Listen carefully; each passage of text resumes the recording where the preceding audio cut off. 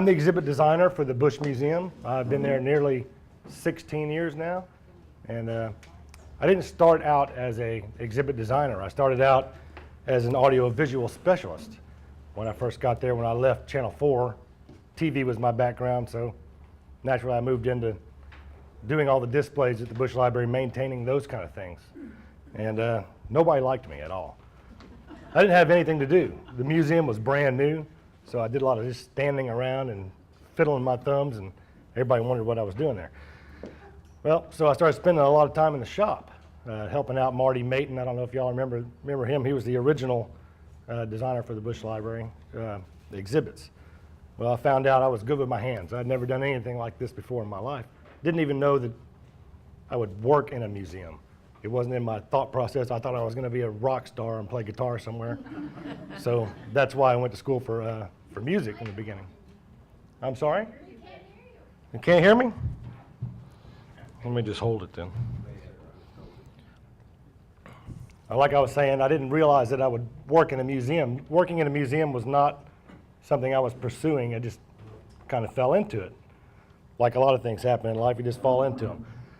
So we'll get started. When Marty Mayton left, I took over his job. Since I was doing so well in the shop, I just took over. So, well, I just want to show a couple interesting pictures of people that I've met at the Bush Library, which people I probably never would have met in my entire life if I didn't work there. So this is Buzz Aldrin. Pretty cool guy. You meet somebody that's been in outer space. This was during our space exhibit. That was kind of neat. And then you get to meet some interesting people. Port Authority. When after 9/11, we had the World Trade Center flag there and the World Trade Center steel.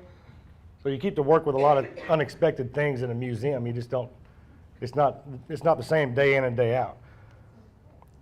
And of course, what was her name? Paula Zahn. Just happened to be in the museum one day. The first thing I do as an exhibit designer isn't design and build exhibits. My first core duty is to maintain the core gallery, is to maintain Bush's history, make sure his artifacts are in order and the museum's in order and all that kind of stuff.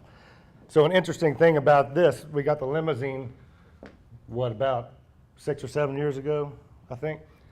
And what most people don't know about the limousine is the trunk is full of patches. It's lined in patches from all the different organizations or pilots that have flown this car from country to country. So it's really cool, but they won't let us display that because of the secrets of the car. They don't want anybody to see how it's built or anything like that, but it's kind of neat. Maybe one day they'll let us show it. And the Avenger, that's one of my other jobs, is I have to get on top of this thing and clean it on a regular basis. So other duties as assigned, right? Okay, and when we did the remodel, I had to get on top of that plane and cover it in plastic, and I was terrified. If you would have went out in the museum, you would have saw me laying on the other wing, quivering, trying to inch my way back down to get off. It doesn't look very high, but it swings around, all that kind of stuff. So my job can also be a little dangerous. So in preserving artifacts, I do a lot of mount building for exhibits. Everything has to be mounted in a way that it can be preserved so it won't get damaged, things like that. So I do a lot of mounts out of plexiglass, out of brass, out of steel, and mostly brass these days. It seems to be the best medium for me. It's kind of what jewelers do, where they silver solder brass together and you can bend it real easy. You can make nice mounts that'll hold things. And I'll show a couple examples of those kind of mounts. This is the vice presidential area. So all these mounts float, nothing, they don't touch anything but the mount. And that's just to keep them from touching anything that might off-gas or deteriorate or anything like that. It's things most people don't notice when they look at things. Again, in head of state, everything's floating, nothing's touching, except for maybe the necklaces down at the bottom. But all of our materials are acid-free. Just anything we can do to preserve these things for a long period of time. Another example there. And it's like the plates, they float. You don't want to see your mounts as an exhibit designer. You want to hide everything. You want people to see the artifact and not look at your display, right? So, and the second thing we have in the museum is a lot of interactive displays. We went from like 10 interactive displays and from 97 to over 100 now. So about a half of my day every day is spent fixing and repairing these interactive displays. And they're all over the museum. Yes, ma'am? A lot of luckily we have a custodial staff that's the best in the world. The A&M and the maintenance staff from A&M that are great. So this is one of my little control rooms where a lot of things are run off of PCs, which everybody has a desktop at home. And what I didn't realize is when you're running computers 24 hours a day, they fail constantly. So I don't know how many of y'all have had to actually replace a battery in your desktop computer. I didn't even know they had them, but I think we've replaced 90 batteries in the last 3 months in these things. So we're constantly tearing these computers apart and putting them back together. The fans burn out constantly, but that's not so interesting, but it's just one of the things we have to do. So in the Oval Office also has cameras and computers and everything else for everybody to take their pictures. All that stuff has to be maintained. The desk is always having to be repaired. The artifacts are always getting broken in there. And luckily, they're all recreations. So some more displays. And the Gulf War tent is another one of those interactives that's a diorama of sorts. So it takes a lot of repair. Okay, and the thing I love to do is build. What I do is, that's my passion. I like to get in the shop and just construct and build. And I'm sure there's a lot of woodworkers here tonight, right? But this is how we prepare. One of the other things we do is we update the museum from time to time. Even though the museum has been renovated, we still have to update the sections as we go, as things change.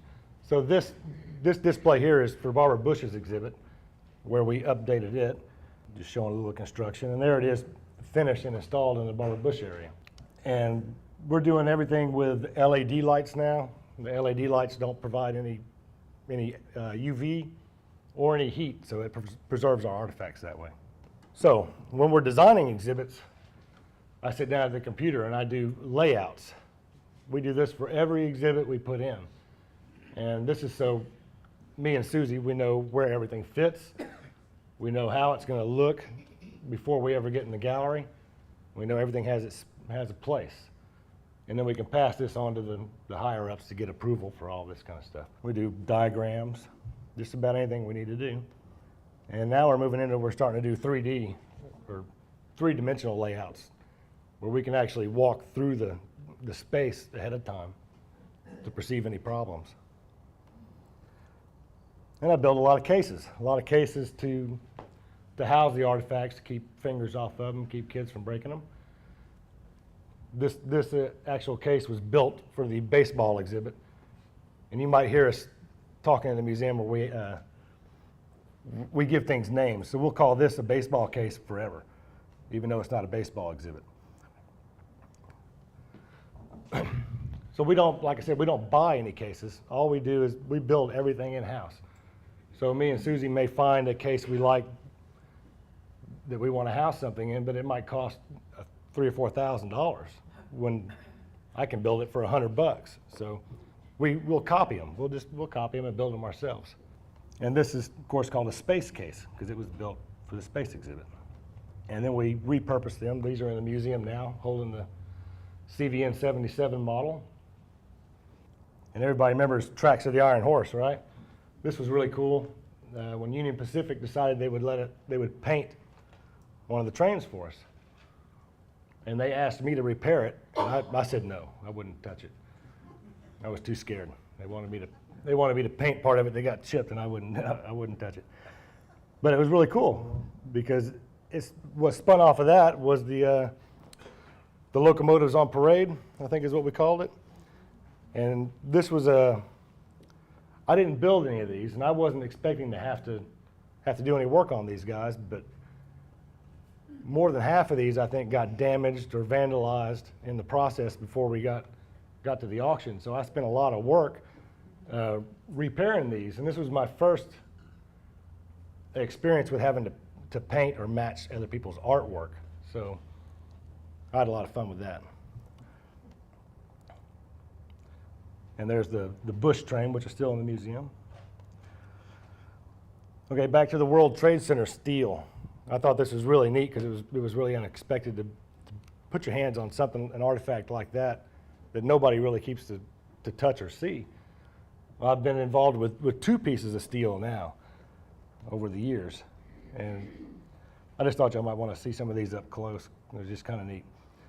So there I was with a Texas task force designing the display for this, the mount and the stand to display this piece of steel.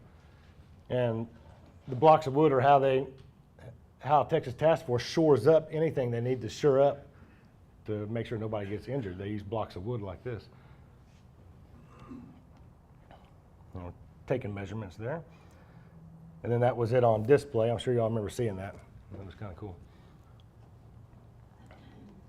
And that was the second piece of steel we got. I think the first piece now is in the Veterans Park here in town. So, Legends of the West. This was a really cool exhibit. This one had a lot of Bush's artifacts and a lot of his boots and things like that. And my main job for doing these exhibits isn't the content. It's the look and feel of the museum. I try to so when people come in, they feel like they're in a space that represents what we're trying to show to people. So I built a large fireplace for this exhibit, which was really cool. And the A&M staff decorated it. They brought their deer heads in because they're big hunters. And I think it was really cool. Really neat exhibit. Let me see, I'm gonna go back here. One of the cool things was you can see this, the cabinet in the far back. This is Bush's personal gun cabinet from his office in Houston. So we had to go there and disassemble it in his office with the Secret Service watching us and everything, and not scratch it and get it to the museum and get it back afterwards. And that reminds me of a funny story. Me and Susie were in Bush's office a few years back, and Bush is a really great character. He's funny. He called us into his office and wanted to talk to us, and we got in there and he told us he had instant gratification for us. And somebody had sent him a Polaroid camera. So he hands it to his secretary and makes her take a picture of me and Susie and him together. And he said, he signed it and handed it to us and said, "See, instant gratification." He's a funny man. Okay, the China exhibit, another one of my favorite exhibits where I kept to build a lot of props. A lot of overhanging Chinese looking structures and things like that to pull off the look and feel of the exhibit. And these guys have a funny story. These guys are in the gift shop now. We got these dragons from a gentleman in Austin, an artist, collector, I guess, and these guys were broken in about 10 different pieces. And he wanted us to fix them and restore them for the exhibit. So he said, "Go ahead and do whatever you want." And I said, "Okay, I'll fix them back up and make them look original again." Well, when he saw them, he flipped the lid. He was not happy that I had repainted them. So we ended up having to buy them from him. So that wasn't my fault. He told me I could. So. And there's Amy Day. I don't know if y'all remember her or not.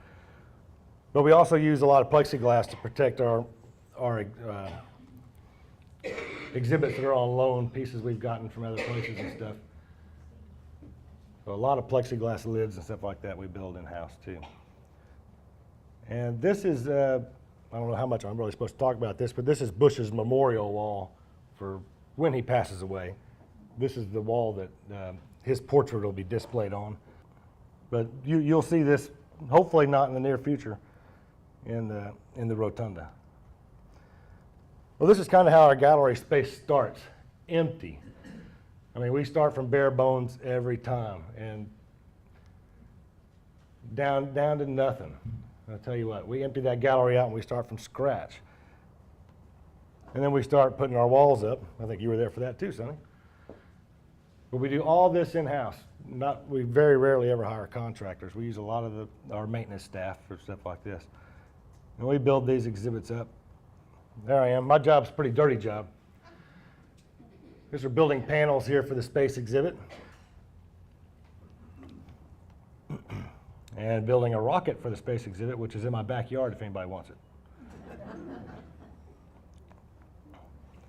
And I've started using a lot of automotive paint for these exhibits because it seems to hold up real well. It's much nicer than latex paints.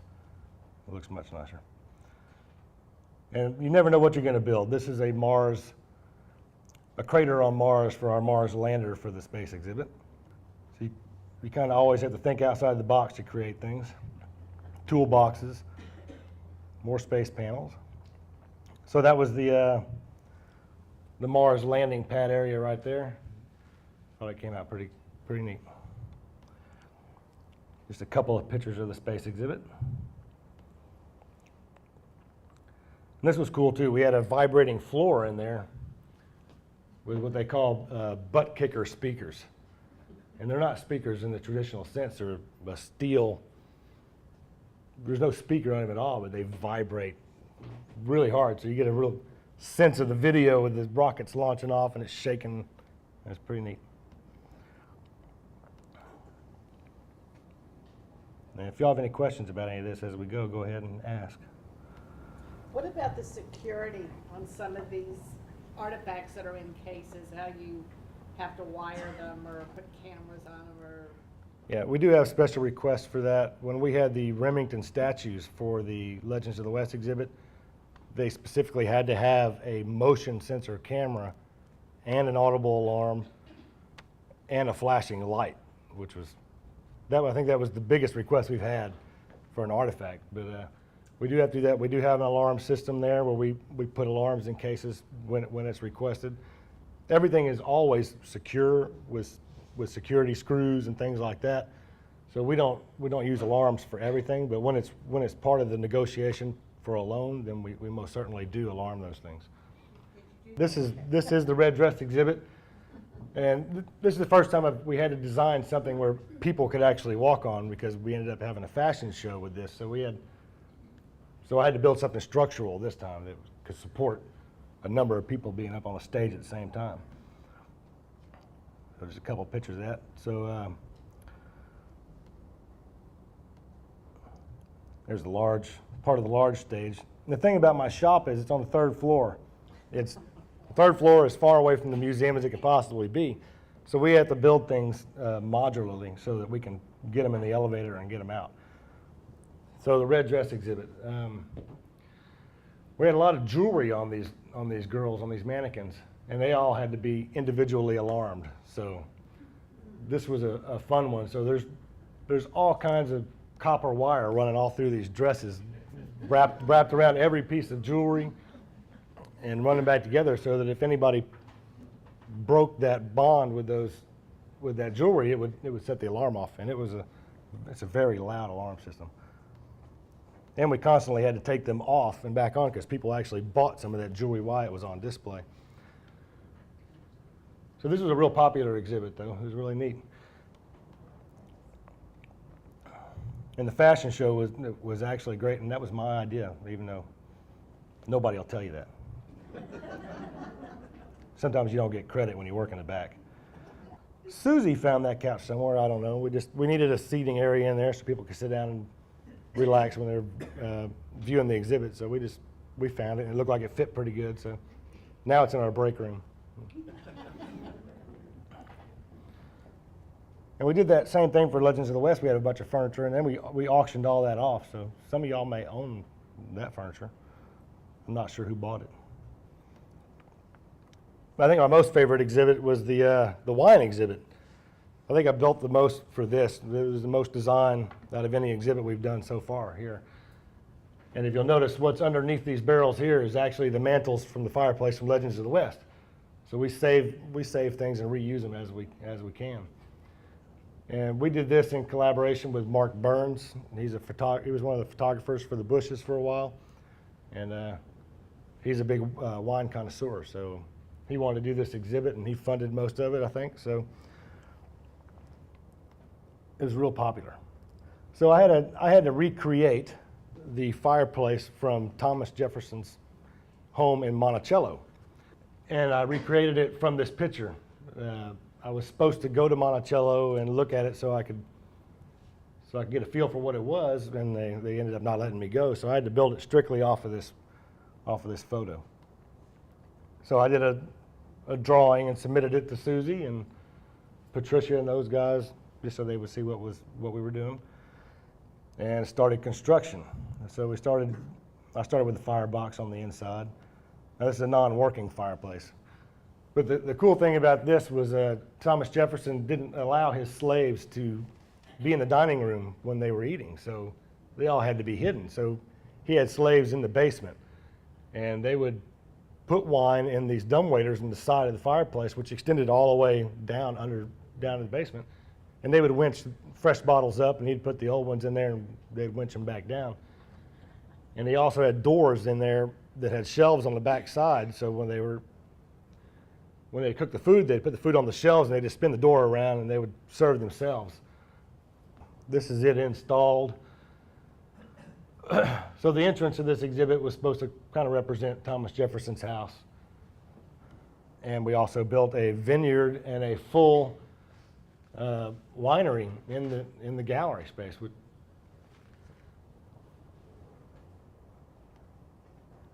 And all of this was built in the shop upstairs in very small sections and brought down and reassembled.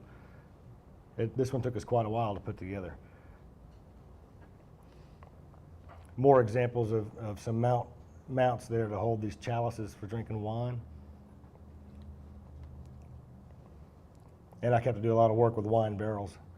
So we took wine barrels and split them up and turned them over and used them as reading rails, which was a neat design.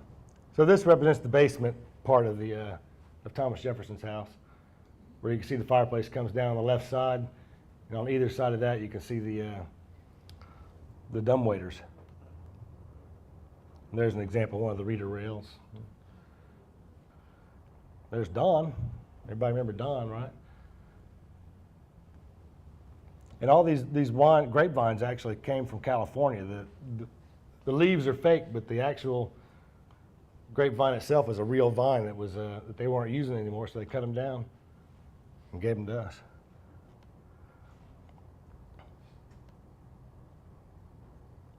And of course the mannequins, I don't know if you recognize those guys, are all astronauts from the space exhibit. So we repurposed them pretty good. And very large murals. We'll get through that. And there's the interior of the wine cellar. I mean, everything you see here was built in at the museum. So, the champagne cave. Another example of mounting artifacts.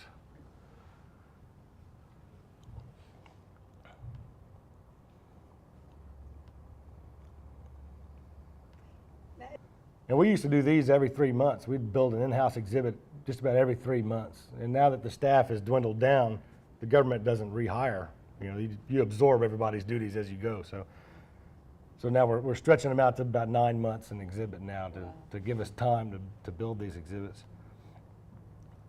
So just a lot of case building, a lot of plexiglass work. Since I'm not really involved in the content of exhibits, you know, Susie and the other people, they develop the content. So it's my sole job to design the room and give it the feel again and protect all the artifacts. So when we have changing, we have a lot of exhibits that come in that aren't built. They're traveling shows. So when we get traveling shows, they come all crated up. We might have 40, 50 huge crates. You know, we have to do a lot of unpacking and storing of stuff like that. And I'm sure you remember this. This is probably my favorite traveling show, the White House in miniature. And Mr. John Zweifel there, that's somebody you want to talk to. He's a funny man. But this exhibit is, I think, also the most dangerous exhibit. If you saw the inside of this thing, you would die. There's wires running everywhere, and it's all held together with tape. But when these two guys get done with this thing, it looks great. I think it's the most popular one we've had. We've had this exhibit twice. Once in 2001, and I think again in 2007. And I think that's been our best our best traveling show. And you would think there's not a lot for me to do in a show like this, but there is. There's a lot of preparation, even for a show like a traveling show. Just a couple more pictures of him. Oh, and then I keep the carved pumpkins for the museum too. We had a pumpkin carving contest this last Halloween, and I came in second place. But the cool thing about that was Greta Van Susteren got a hold of this picture and tweeted it out to the world that I was the winner. So I was the winner. And the Bushes actually requested me to carve them another one, but that was about the time when Bush started getting sick, and then they or wasn't feeling well, so they canceled that. And every year we do Christmas trees, and all the artifacts on these trees are all Barbara's, what do they call it? It's not crochet, what is it? Needlepoint. Needlepoint. Petty point. All the needlepoint artifacts. So, Saintly stickers from our church. yeah, and all the volunteers come out and help with this. It's pretty nice. Okay, up and coming is the 75th anniversary of College Station exhibit. I don't have anything really to tell y'all about that exhibit yet. It's still in the design process, and we're still trying to figure out what we're getting and what we're not getting and how it's gonna lay out. But I have a meeting about that this afternoon. But look forward to that. It should be a pretty good exhibit. And the other exhibit we're working on is an offshore drilling exhibit, which will be next year. This one's also probably going to be one of the bigger exhibits we've done in a long time. And we've already started research on that. I kept to go to Galveston and climb all over a jack-up rig. That's kind of some of the fun benefits, is I keep to go out and do a little research like that. So that's Greg Phelps standing up there. He owns a photography company here, and he does all of our videography we need done. So we get to climb all over that guy and watch him launch a jack-up rig the other day. It was kind of neat. And we get to watch it go out to sea. So the art bench project for the Arts Council, that's, believe it or not, I'd never painted a bench before in my entire life. That was the first piece of art I'd ever painted right there. This is kind of the thing they require from me as an exhibit specialist, is when they say, we want this, I have to say yes. And I don't think I've ever told them no. So I always figure it out. So I learned how to paint that flag by watching YouTube. So if you need to figure anything out, YouTube's great. You can sit there and watch artists do this all day long. So this bench is actually outside of the museum. I also did this bench for Becky Russell's parents. Her parents had died, and so this bench represents her mother and father. And that bench is out by the lake, by the Brazos Valley Museum of Natural History. And this was the last one I did for Hancock Insurance. I'm getting a little better at it. And I just got commissioned to do one more for Navasota, so that one will be coming up pretty soon. And I do custom furniture for people as well outside of the museum. So if anybody needs anything done.